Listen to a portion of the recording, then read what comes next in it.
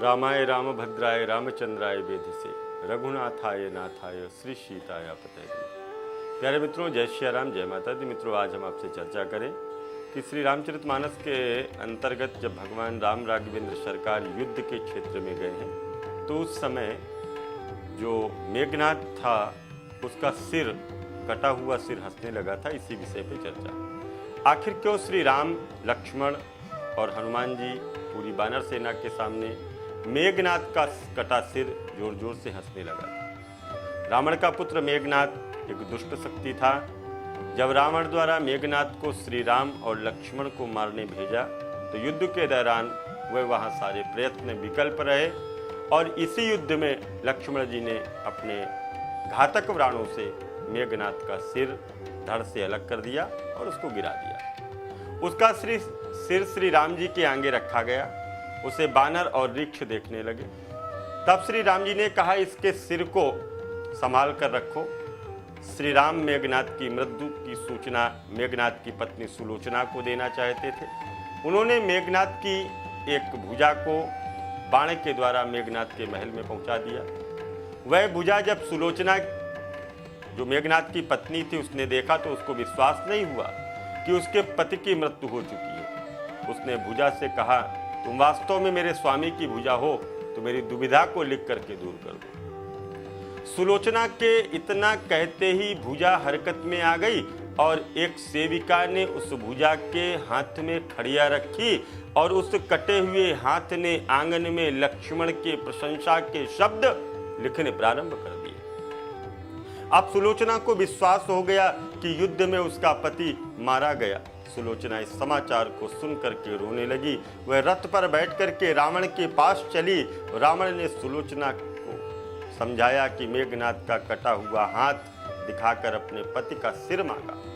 सुलोचना रावण से बोली कि अब एक पल भी मैं जीवित नहीं रहना चाहती, अपने पति के साथ ही सती होना चाहती हूँ। तब रावण ने कहा, पुत्री 4 घड़ी प्रतीक्षा करो, मेघनाद का सिर शत्रु के पास से लेकर के आता हूँ। लेकिन सुलोचना को रावण की बात पर विश्वास नहीं हुआ। तब सुलोचना मंदोदरी के पास गई। तब मंदोदरी ने कहा, तुम श्री राम के पास जाओ, वह बहुत कृपालु हैं, दयालु हैं। सुलोचना श्री राम के पास पहुंची तो विभीषण ने उसका परिचय करवाया। सुलोचना ने श्री राम से कहा कि हे राम, मैं आपकी शरण में हूँ, मेरे पति का सिर मुझे लौटा दो ताकि मैं सती हो सकूं। इस समय सुलोचना की दशा को देख करके भगवान राम के भी आंखों में अश्रु आ गए और बोले, कहो तो मैं तुम्हारे पति को जीवित कर देता हूं। इस बीच उसने आप बीती सुनाई। सुलोचना ने कहा, मैं नहीं चाहती कि मेरे पति जीवित होकर संसार के कष्टों को भोगे। मेरे लिए तो सौभाग्य की बात है कि मुझे आपके दर्शन हो गए, मेरा जन्म सार्थक हो गया, अब जीवित रहने की कोई इच्छा नहीं। श्री राम के कहने पर सुग्रीव मेघनाद का कटा हुआ सिर लेकर के उनके सामने आए। मन में यह आशंका थी कि मेघनाद के कटे हुए हाथ ने लक्ष्मण का गुणगान कैसे लिखा। सुग्रीव से रहा नहीं गया और उन्होंने कहा, सुलोचना, मैं बात को तभी सच मानूंगा जब यह नरमुंड सुलोचना के सतीत्व की ये बहुत बड़ी परीक्षा थी। नरमुंड हंसने लगे, बोलने लगे।